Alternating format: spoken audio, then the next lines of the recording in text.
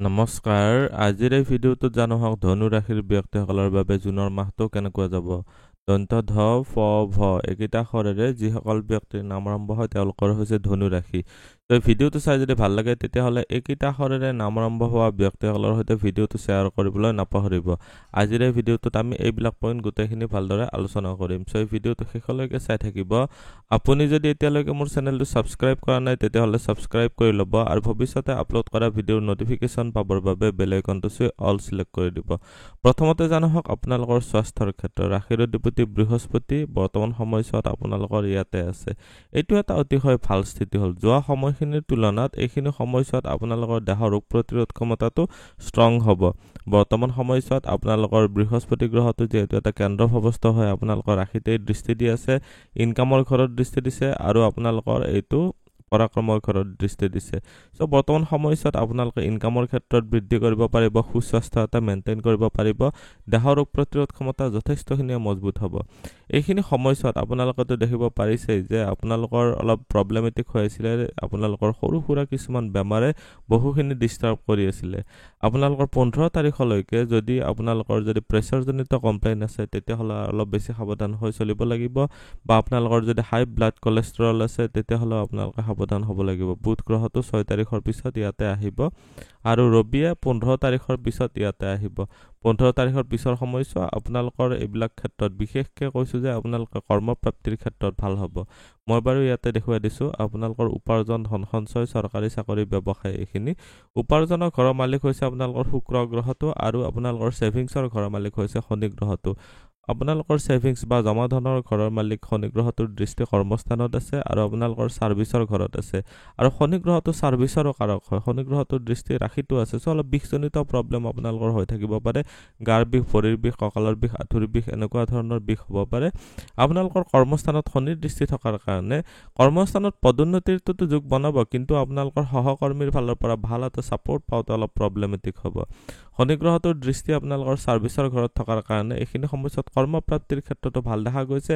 বিশেষকৈ প্ৰাইভেট ছেক্টৰত যদি আপোনালোকে ট্ৰাই কৰি আছে তেতিয়াহ'লে আপোনালোকৰ কাৰণে অতিশয় ভাল সময়। বৰ্তমান সময়ছোৱাত নতুনকৈ কৰ্মপ্ৰাপ্তিৰ কাৰণে ভাল দেখা গৈছে। 15 তাৰিখলৈকে চৰকাৰী ছেক্টৰতো আপোনালোকৰ কৰ্মপ্ৰাপ্তিৰ ক্ষেত্ৰত ভাল দেখা গৈছে।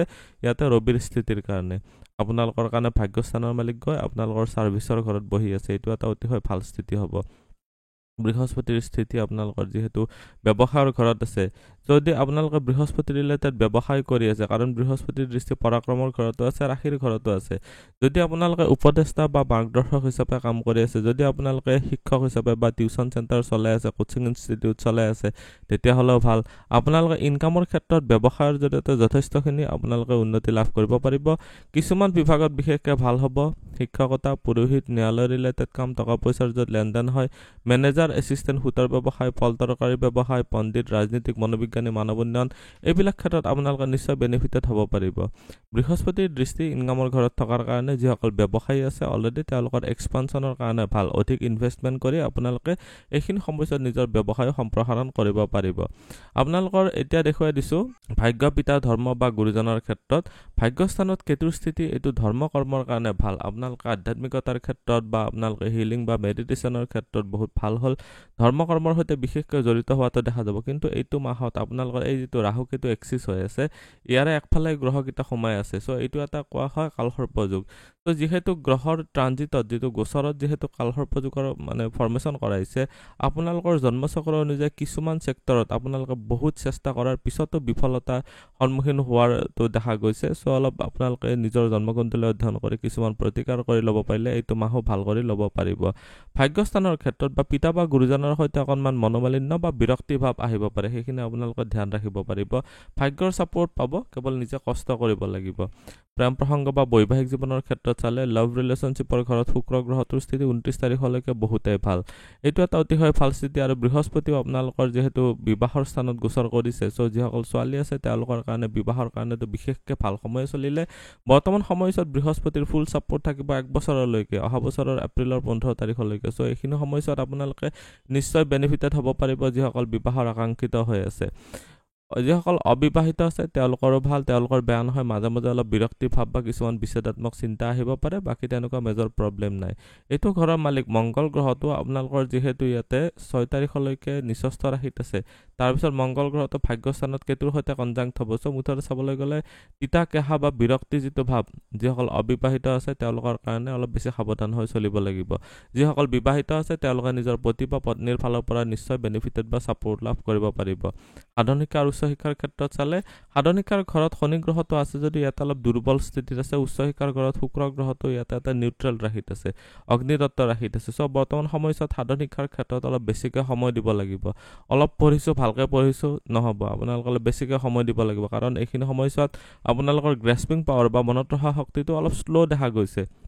এইখিনি সময়ছোৱাত বেছি সময় দি আপোনালোকে পঢ়িব পাৰিব লাগিব।